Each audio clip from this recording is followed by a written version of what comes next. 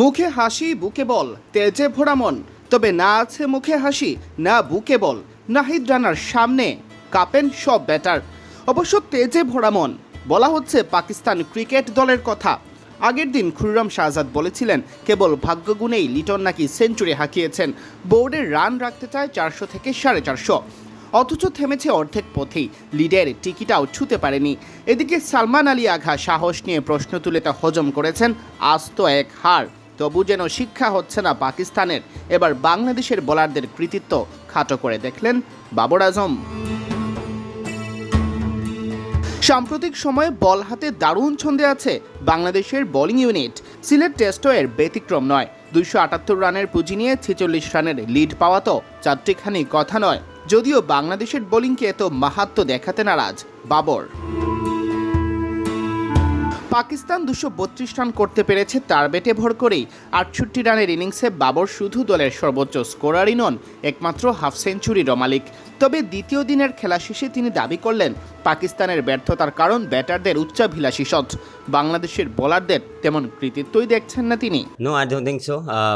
আমি তা মনে করি না।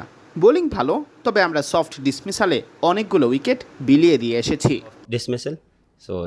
তবে উইকেট নিয়ে পাকিস্তানি তারকার কোনো অজুহাত নেই, জানালেন। To be honest, pitch is very good. বলতে উইকেট অনেক ভালো, বল খুব ভালো ব্যাটে আসছে। আমরা পার্টনারশিপ করতে পারিনি, তবে শুরুটা ভালো করেছিলাম। আমিও আঘা পার্টনারশিপ করার চেষ্টা করেছিলাম, তবে বেশি বড় হয়নি। We are playing in the middle, so we are just try to build a partnership, but unfortunately we are not build a long partnership. পাকিস্তানের তারকা ব্যাটারের চোখে ম্যাচের টার্নিং পয়েন্টই তার ও সালমান আলী আঘার wicket. I think turning point is my wicket and Salman. Turning point হলো আমারও সালমানের উইকেট। এরপর আর পার্টনারশিপ হয়নি। এই দুটো উইকেটই মোমেন্টাম বদলে দিয়েছে। I think these two dismissal that change the momentum. আগের দিন খুররম শাহজাদ বলেছিলেন লিটন দাস ভাগ্যক্রমে সেঞ্চুরি না হাঁকালে নাকি 200 রানই হতো না বাংলাদেশের। এবার বাবর না থাকলে 200 দূরে থাক 150 করতেই হিমশিম খেত পাকিস্তান।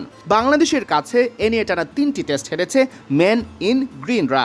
এই টেস্টও হারলে সংখ্যাটা হবে 4। বাংলাদেশি বোলারদের নিয়ে পাকিস্তানি ব্যাটারদের মানসিক কোনো বাধা আছে কিনা এমন দাবিও উড়িয়ে দিলেন Babar Azam. No, we are playing. না, দুই দল অনেকবারই খেলেছে পরস্পরের বিরুদ্ধে। মনে হয় না মানসিক কোনো বাধা আছে। আমাদের পার্টনারশিপগুলো হচ্ছে ছোট ছোট। টেস্টে বড় 2-3টি পার্টনারশিপ লাগে ভালো করতে। বাংলাদেশের বোলাররা না হয়ে তো ভালো করেননি, সেক্ষেত্রে সব দায়িত্ব পাকিস্তানেরই ভুলের। এমন ভুলে ভরা দলটা কি পারবে দ্বিতীয় টেস্টে হার এড়িয়ে হোয়াইট ওয়াশের হাত থেকে বাঁচতে? তা না হলে যে সমালোচনার তীর ছুটে আসবে, তার জন্য প্রস্তুত তো বাবর সালমান খুররমরা। সিয়াম চৌধুরী, বিডি ক্রিক টাইম।